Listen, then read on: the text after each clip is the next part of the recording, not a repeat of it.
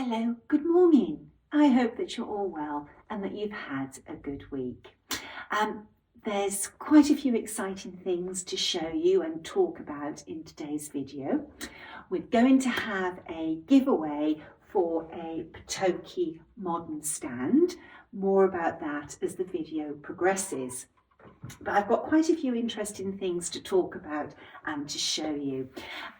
Just to catch up on my news, the builders have finished my craft room. They've just got two very small jobs to do. They're just waiting on two little pieces for a radiator and then my room is finished.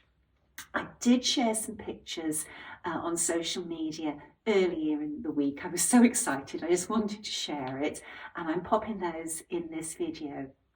I'm really pleased how the room has worked out. I still haven't signed a contract with a joiner for doing my shelving yet. In typical Cornish style, it's difficult getting quotes from people. I'm not moving back into the room until all my storage units are in. Otherwise, I've got to move everything in and then move it back out for the joiners to fit the furniture. But one very positive thing I did this week was to order my horn sewing cabinet. Now, I have wanted a horn sewing cabinet for about 35 years. I've lusted after them over the years, but it's never been right for me to have one, or the right time for me to have one, but now it is. I agonised over which model to choose, and it came down to two, and in the end I plumped for this one.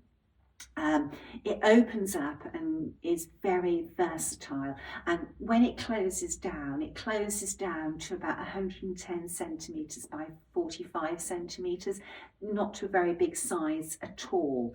There was a lot of things that attracted me to this one, but I think that the main thing was that when the table was fully extended, it gave me this huge work area.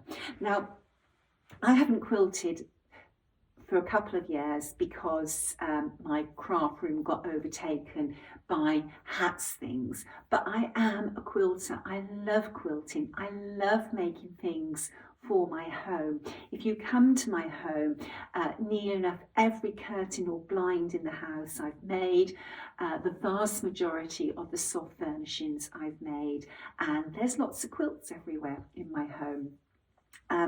I can't wait to start quilting again. I want to show you something, just a mo.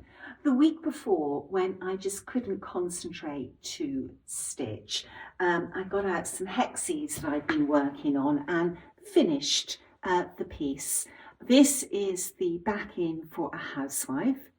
I wasn't sure whether to do a fancy quilted design on it or just do some straight running stitches.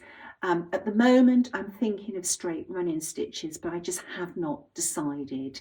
And I really can't progress any further with it because most of my craft supplies are in storage at the moment because of the work on my craft room. My pins that I need to securely position this to the fabric is right at the back of the storage boxes. It's funny, everything I've wanted over the last month or so that's in store, it's all been at the very back of the storage boxes, and there's some really heavy pieces of furniture right at the front which I've tried to move by myself. I've tried to climb over it and I just cannot access those boxes at the back. It's so typical that everything you want is at the back. Anyway, quilting.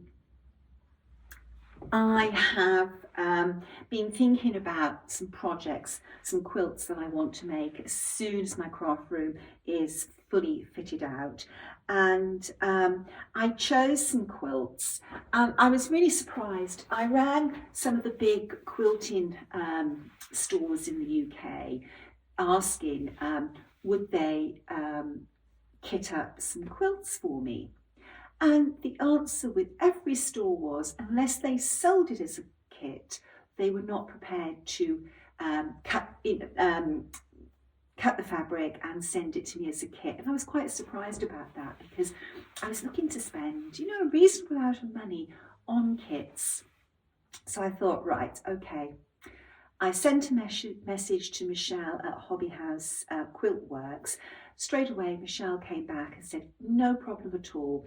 I'll go through the quilt patterns that you're interested in. I'll pull the fabric, providing I've got the fabric in stock. I'll cut it and ship it over to you. It was wonderful. I'm really looking forward to receiving those kits from Hobby House Quilt Works. Like, I wasn't asking them to pre-cut the quilting patches. I just wanted, half a yard of this, that quarter of that.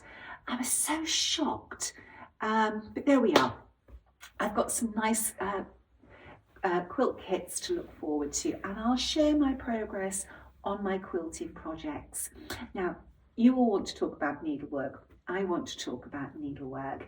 I thought I would show you this lovely little finish. Linda's just handed me back a model. This is so pretty. Love this so much. I shouldn't really be showing a full frontal view of a completed model that's not released, but I just thought that was so elegant, so pretty. Love this so much. Really chuffed with that. Okay, so what else should we talk about? Jessie Challoner.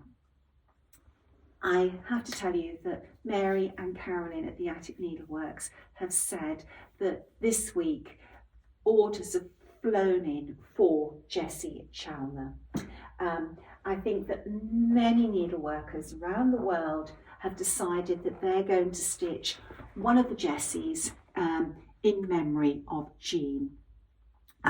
This was Jean's last special offering to the needlework world, and the faded version was the last sampler that Jean was working on. On behalf of Carolyn and Mary and myself, I just want to thank everybody who has placed an order with the Attic Needleworks this week for Jessie Challoner, whether it's a booklet or a kit. I know that Mary is very busy preparing a list of booklets for me to send out for those who have ordered the booklets that live outside of the US. As soon as I get that list, I will prioritise shipping those booklets out. Now, last week, that was such a difficult video to record, and I knew I had to do it in one take because I couldn't do it again. I did say that people could enjoy Jessie's story in her booklet, and somebody commented that they would really like to hear Jessie's story now, and I agree. You should be able to hear Jessie's story. Jessie was born on December the 31st, the last day of the year, in 1891. And she was the youngest of 5 children born to Joseph Richardson Challoner. He was a very well-to-do dairy farmer. And Joseph, as many generations of his family before, farmed Castlegate Farm in Beeston, Cheshire. Now, as the name suggests, the farm was located near to the entrance of Beeston Castle. And today that castle is one of the most dramatic ruins in the English landscape.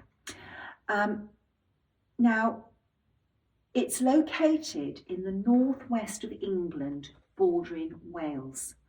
And the beautiful county of Cheshire is steeped in history and is mainly rural. From west to east, Cheshire reaches from the windswept Wirral Peninsula up into the Peak District.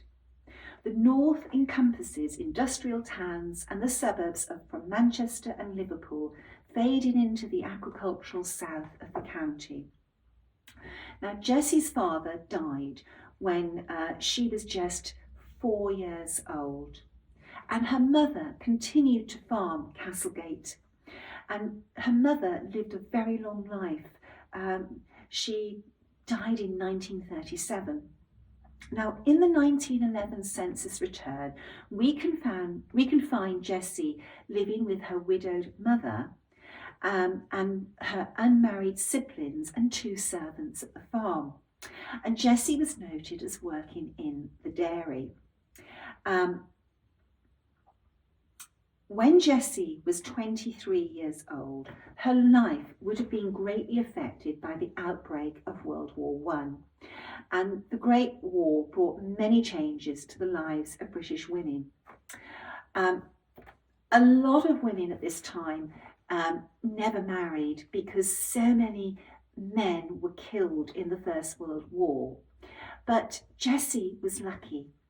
Her beau, Alfred Wood, who was also a farmer, survived World War I, and they married in 1917 and they settled at Hillview Farm. Now, Alfred was 4 years younger than Jessie, so he was a toy boy. We know that in her married life, Jessie was a poultry farmer. Jessie lived a long life. She died in 1984, aged 92.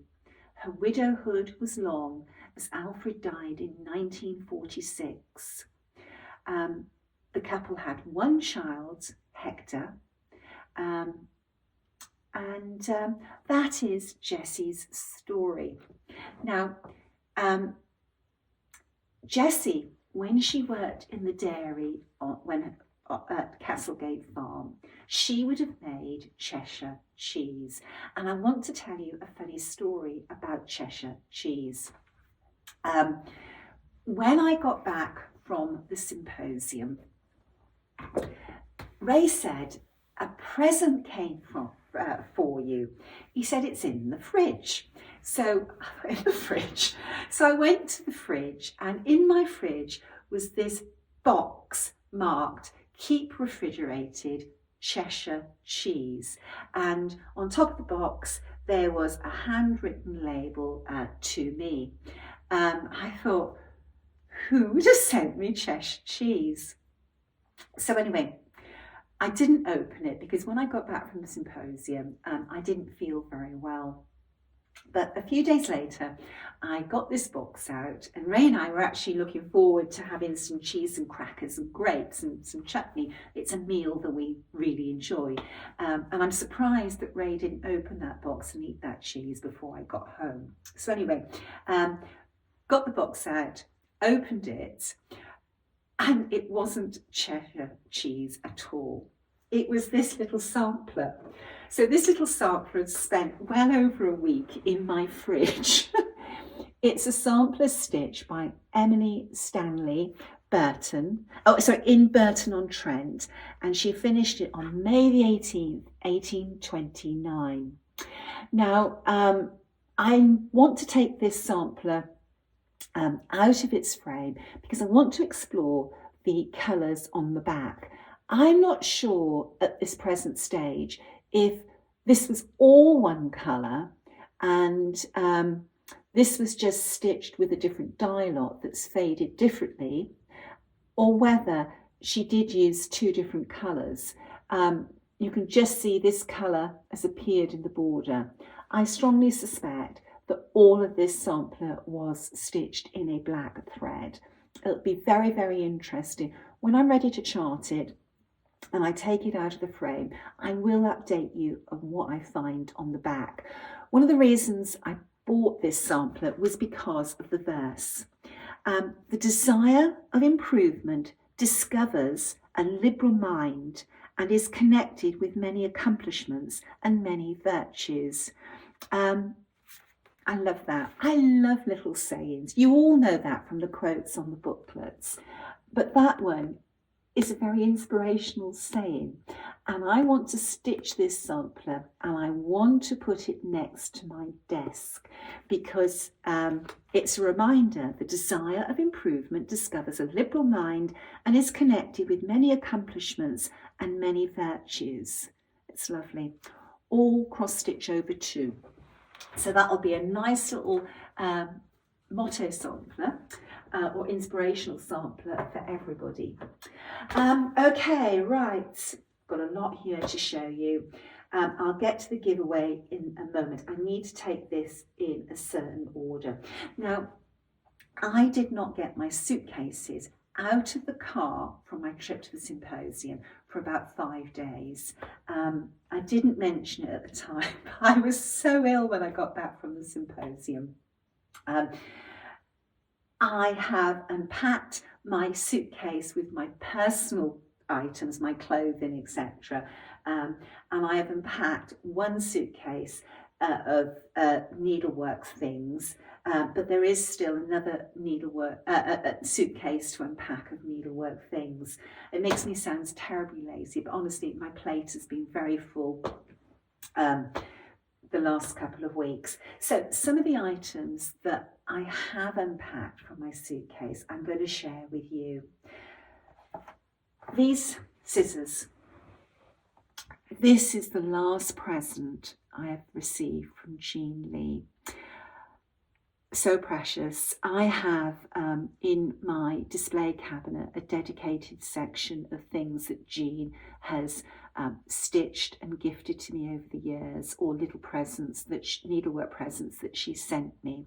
I do try to use all of the items periodically throughout the year, but this pair of scissors, this is so precious that it was her last gift to me. She gave all the presenters, the faculty at the symposium, these scissors. There they are. Very pretty. They've got this lovely engraved blade. I've not used these scissors, so I don't know what they're like to use, but I'm going to find something very special to display those in, and a very special fob to go on them. This was a little gift I received, and it is exquisite. When the lady gave this to me, I just couldn't believe it. I was so touched. It's so pretty.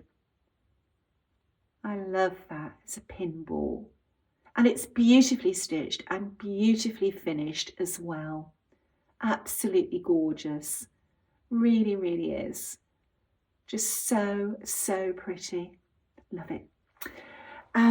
Another gift I was given, and this one really touched me as well. The lady said that she saw this and she thought she had to get this for me. Well, I'm very grateful that she got it for me, because this is something that I collect. I love collecting China porcelain figures of boxer dogs, and I haven't got an American boxer dog for my collection, but I have now. Isn't that beautiful? I think that what I'm going to do is put it with these boxes here, as this is where I record my floss tubes, and I will always, when I look at this, I will always think of the Sampler Symposium and the kindness of one of the attendees. I'm going to pop that there now. There we go. Right, okay, so I was given this beautiful pin cushion, which I thought was absolutely exquisite.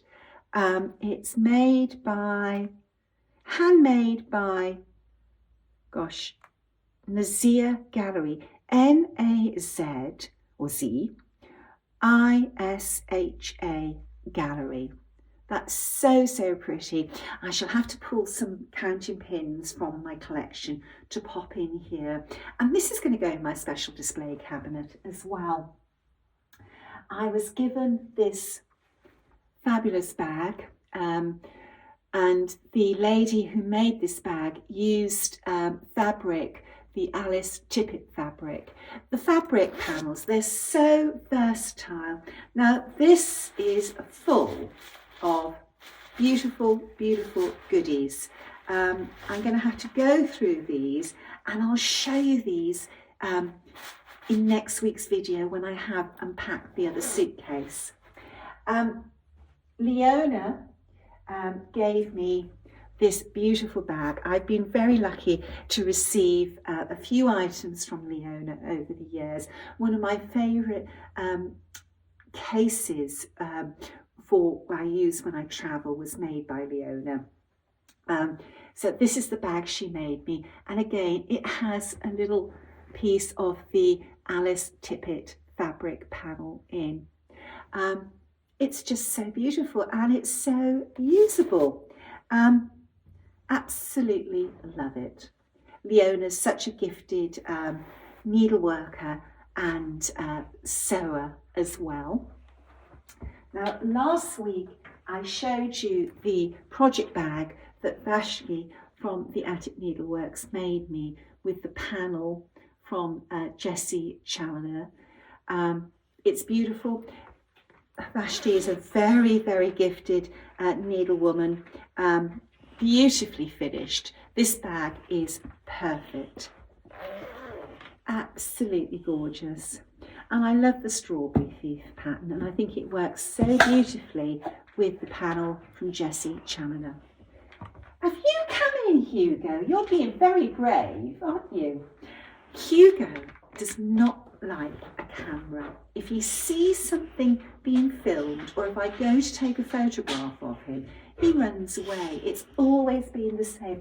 I used to share lots of photos of my dogs, but when Hugo came along, I could never get good photographs, so I went out of the habit of taking lots of photographs. Something I want to mention, the kits have been arriving thick and fast for Katarina's garden, and there's been some wonderful photographs on social media of this very special sampler being stitched. The colour palette on this sampler is truly beautiful. It's such a distinctive, unique sampler.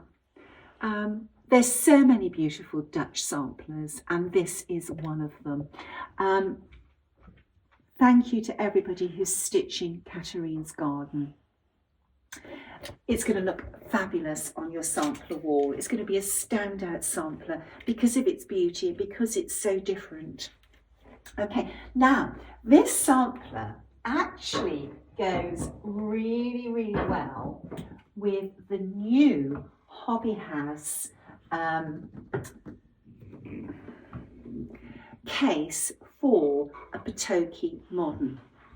Now, let me put that back safe because this isn't mine. This is going to belong to one of you in a few weeks' time. So this case has been designed specifically, what have you seen, boys? Specifically for your Potoky stand. So when you open it up, it has this stunning, stunning lining. And I haven't dressed this yet because, again, everything I want from my needlework stash and items is at the back of the storage. But colours just pop.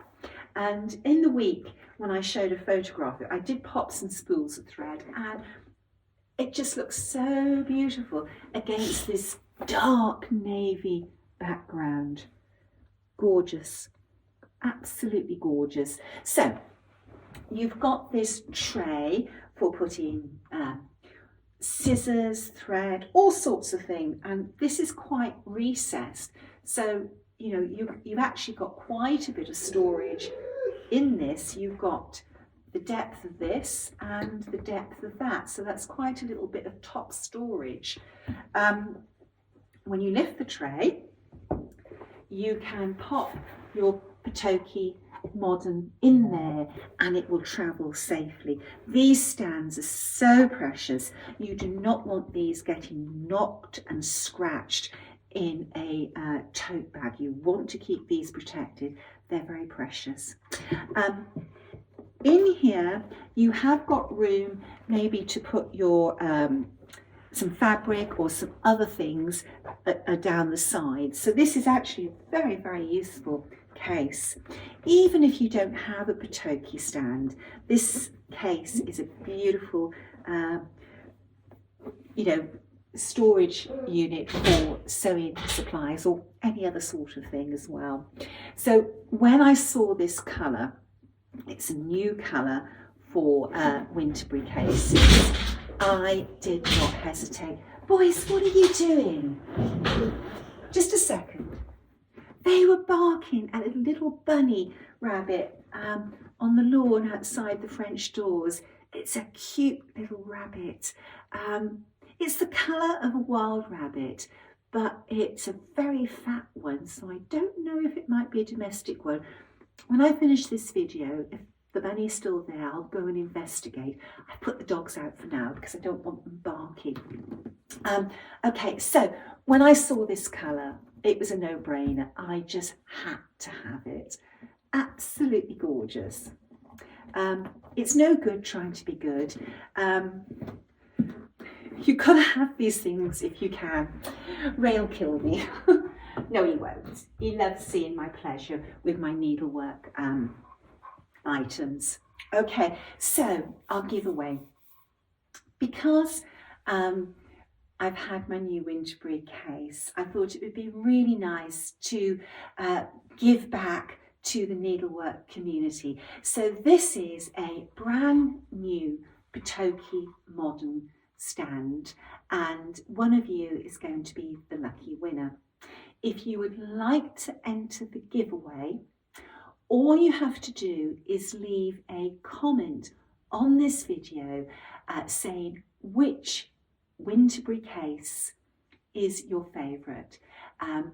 Put down the size or the shape of the case and the colour. What is your favourite Winterbury case, and say the colour that's your favourite as well.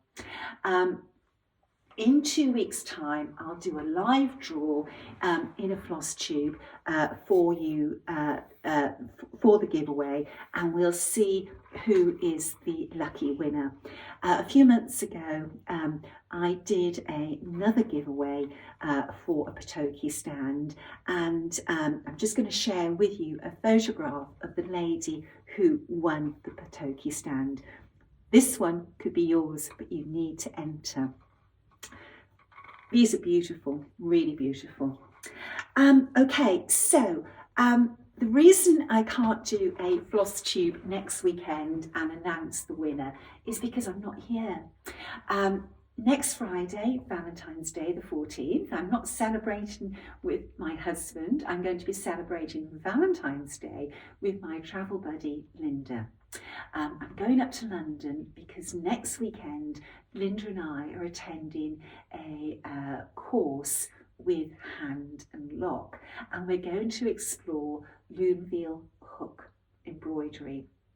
When I went to Paris, I was so blessed to visit Maison Lesage and had that taster with loom hook embroidery. I knew that I wanted to explore that technique more.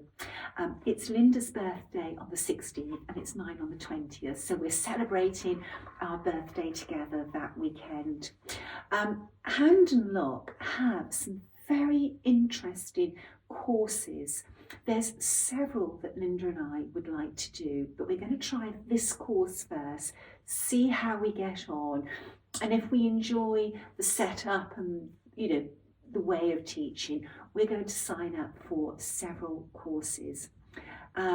It's always good to learn, and I think that a day well spent is well spent when you learn something, whether it's the definition of a word or a little bit of trivia or learn to do something new. It makes that day worthwhile. I love learning, and with your needlework, there is always something to learn. There's always a new technique to explore, a new way of doing something. This is the hobby that never stops giving.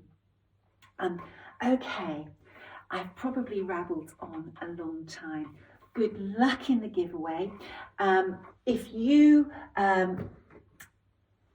want to stitch Jessie Chandler in memory of Jean Lee, you can order kits, booklets, linen, Ada, silks, cottons for Jessie from the Attic Needleworks. The Attic Needleworks don't have a click and shop website, but they do have a website, and if you go to their website, on the front page you will see a section about Jessie Chandler. If you click on that, you'll find lots of information, and then you can order Jessie by completing their online order form, or you can send them an email. Now, if you're not in a position to phone the Attic Needleworks to make payment, maybe you live abroad, you can email the Attic with a request that they send you a PayPal invoice. Mary and Carolyn are working very, very hard to fill these orders as quickly as they can, and whenever I get a batch to send out, I always try and do that within 24 hours. So if you want to stitch Jessie in memory of Jean, I'm sure she's in heaven smiling down on everybody and getting a huge amount of happiness from seeing your needles flying on Jessie. Okay, next weekend, although I'm not here, I may pop up the unboxing video of the red box, All Things Bright and Beautiful. We got those boxes out in record time with the help of our wonderful postman Mark. Mark was amazing. He started work early. He came in a larger size postal van, and we had all those boxes were actually in the postal system on the Thursday after the boxes were released. I think that probably the vast majority of boxes have been delivered. It's been wonderful receiving emails and seeing posts in the Red Box Samplers Facebook group. I'm so thrilled that people are happy with the contents of the box. The box, all our boxes, everything, every item in those boxes are chosen with great care. All Things Bright and Beautiful was in the making for over 2 years, and yeah, it's just really heartening to see how people are loving what's inside that box. When I do my unboxing video, it will be a spoiler because not everybody is opening their box when they receive it. Some people are keeping it for birthdays or anniversaries, and some people are keeping their box to open because they want to open it when I do my unboxing video. We'll see, it might be next weekend. I would like to open my box because there's a few items in there I want to start using. Yeah, maybe I'll do it this week. We shall see. I'm starting to rabble. Okay, stay well, stay safe. Bye-bye.